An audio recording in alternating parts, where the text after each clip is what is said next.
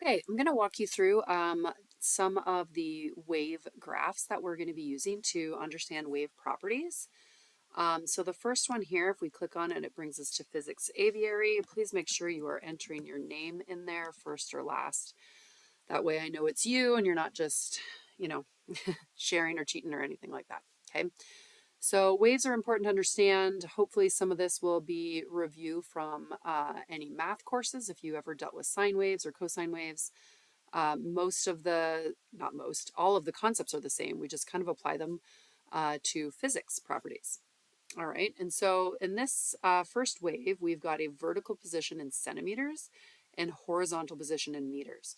Checking your axes on each one of these is going to be really important so we know if we're dealing with time or horizontal position. Okay, so first by reading this, if we start right down here and depending on how amazing your eyesight is, you can zoom in order to actually see right where it is. And I would go pretty detailed on this. I would not call this 5. I would probably call this about 6 centimeters of where it's starting. But that's also not the trough or the peak, sorry, the bottom of it. So this bottom right here is definitely at about 5 centimeters. Okay, and this peak or the crest, here it is just before the 45, so I would call that probably 44. So from top to bottom, we're going from 44 down to 5, right? So that's 39 centimeters for that vertical position. That is not the amplitude though, okay? The amplitude is halfway. So if this had no wave up and down, it was nice and flat. So if you think of a flat puddle or a flat lake where there's no ripples or waves, that's your 0 point, or along an x-axis, that would be your 0 line. And most waves that don't have any sort of disturbance to them are going to have equal amplitudes above and below. So if top to bottom is 39, for this particular wave, I would divide that in half and call that 19.5. Okay. So my amplitude in this case would be 19.5, and I want to double check I'm in centimeters, and this is asking for centimeters. All right, and so that's how we would do our amplitude. Our wavelengths are a little bit trickier. Well, not so much. It kind of depends. All the waves are different. Okay, so one wavelength is from like peak to peak or trough to trough, or this one doesn't have that 0 line. Some of the ones that I gave you in practice had that 0 line. You could count, if this goes up, down, up. So right here and right here would be the same 2 points. Right here to here are not the same because right here, I would call that about 0.3. This is on the way up, whereas here is on the way down. So these two are not the same. This peak to peak here or trough to trough is probably the easiest. And again, personally, I got to zoom right in to figure this one out. So in this case, I would have, if I call that the peak, that is that is one quadrant before, or sorry, after the 5. Let me double check my axes. Yeah, so, or 0.5. So I would call that 0.6, and it goes just before the 2. So that's 1.9. Okay. So if it's going from 0.6 to 1.9, then that means my wavelength is going to be 1.3 meters, and this is meters and meters.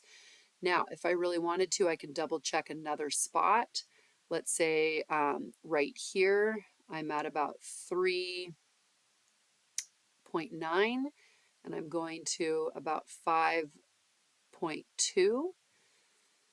So, and if you didn't want to do mental math here, we can do 5.2 minus 3.9, and we'll end up with that 1.3 again. So it's just a nice way to double check. And I'm going to zoom out here, and so then I can check, and it says, look at that, you did great. All right here I have a 0% error and about, 0.76% error, so that's really low. All right, but that's because I zoomed in and I really paid attention to those grid lines.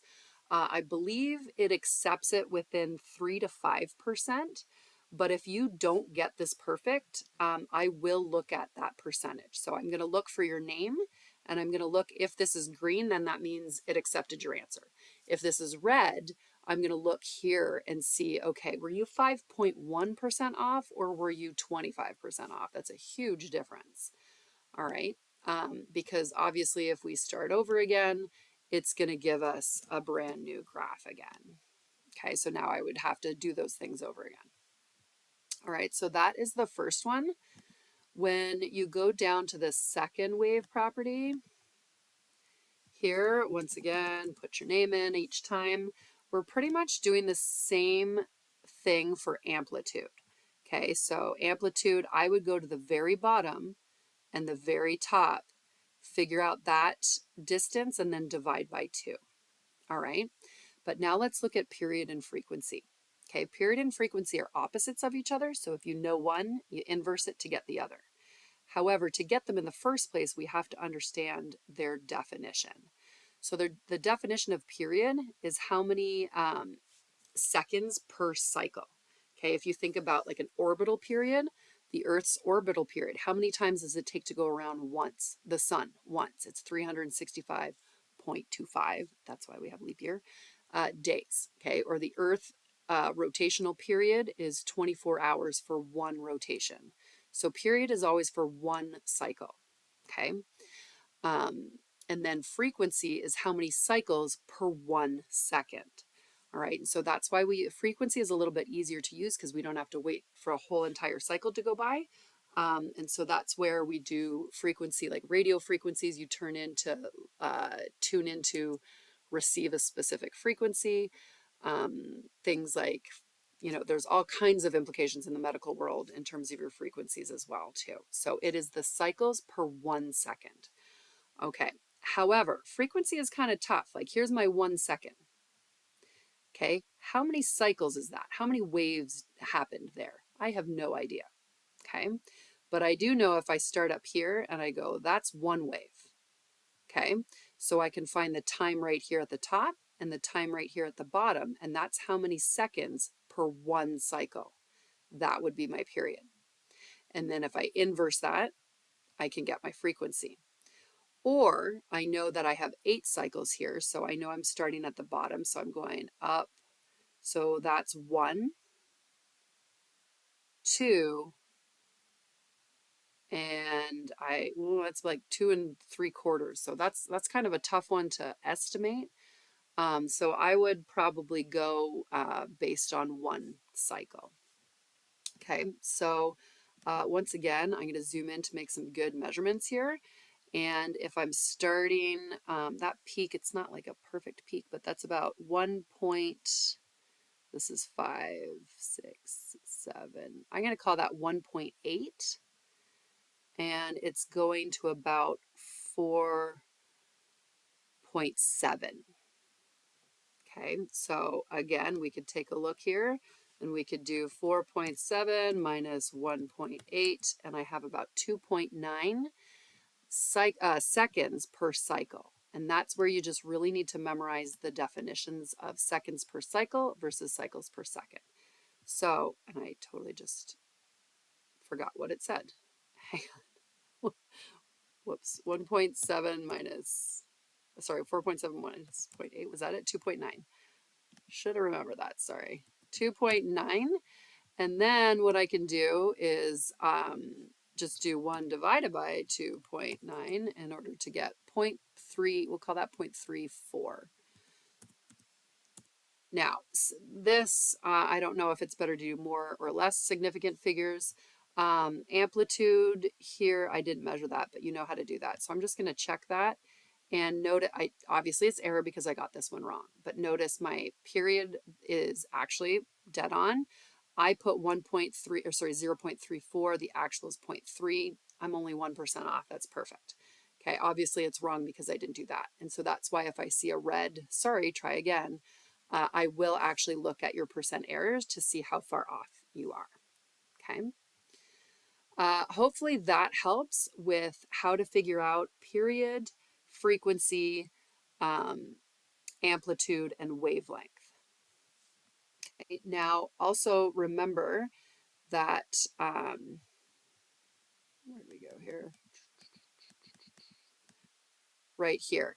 When I'm asking for my wave speed, if I know my wavelength, which is lambda in meters, and I know my frequency in hertz, I can just multiply the two of them to get my velocity or wave speed. Similarly, if I know my wave speed and my, if you know two things, you can solve for the third. All right, and so we can use this equation here to solve for that velocity.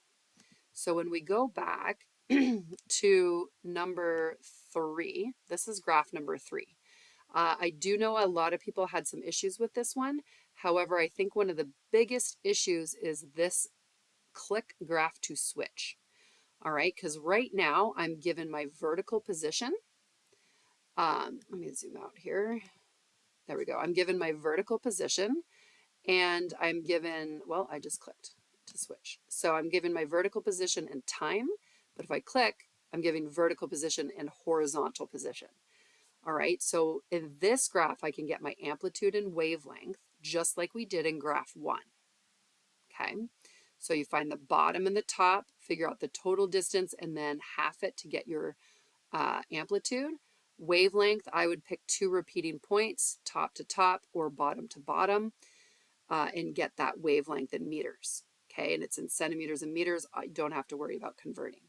Then I'm going to switch back to my time. Okay, same thing here. This is pretty close to 1, 2, 3, 4. I would call this 5, maybe 5.1 if you wanted to be particular, but I would call this about 5 waves. So I know I've got 5 waves in 10 seconds. So 5 cycles per 10 seconds. That would be my frequency, or 10 seconds for 5 cycles. That would be my period. Do not leave anything in fractions. Always divide out in science. Fractions don't make sense in physics. Okay, your speedometer never tells you how many miles per 3 hours you're driving or miles per 5 hours. It doesn't do that. It's always per 1 hour. Okay, if you're going 65 miles per 1 hour. All right, so never leave those in fractions. Okay, so again, you could do 5 waves in 10 seconds, or I could find the time right here, and that would be the time for 1 cycle, and then you can inverse for the frequency. All right, and so now we're going to use that this equation here. Once we have the frequency and the wavelength from the graphs, we can multiply the two to get the velocity. So that's how we're going to get the speed or velocity in here. Okay, but the key is to click these back and forth. All right. Now, the final and probably most problematic wave is our this lovely guy here. Okay. So this one here, let me refresh this. I'll put my name in. And so this is what you get. So a couple things. We need a wavelength, we need a frequency, and then we're going to multiply those two together to get the speed. Okay, notice these steps over here. You can pause this. So I can click and pause this. This would be a good idea in order to get the wavelength. Okay, what's doing there? Click to hide and reveal. I'm not sure what that is. Okay, and once again, I highly recommend really zooming in, and you can see, oh, I kind of got it pretty close. So I would call that about 1 meter because I'm going 1.5 to about 2.5. All right, whoa, wrong way. So I would call that 1 meter. Let's see if it likes it. Okay, and then you can click to start. Now, this is where it gets tricky. So you're going to click time in order to get that time. Okay, and what you can do, I'm going to pay attention to this 1 second here, and I'm going to try to click it when the peak passes, and then stop it when the next peak passes. So now, that was a little early, and now. Okay, so I'm showing about 0.065 seconds for 1 cycle. All right, and so that's actually the period. So if I do 1 divided by 0.065, I get a frequency of about 15.4. So 15.4, okay. And then if I multiply the two of those together, I still get 15.4. If this was 2, obviously I'd multiply that by 2 and to get that. I did not do a great job at that time.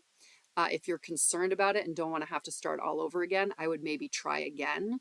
For instance, go now and now. Oh, I did not click that very well. So now and now. Oh gosh, sorry. This is a bad. Okay, I am doing a terrible job of clicking that, but you get the point where you could try it over again because every time you click it, well, it's adding to it, but you can get the time difference in order to get that time. So if you wanted to try it. So I'm going to go ahead and see how I did. Oh, look at that.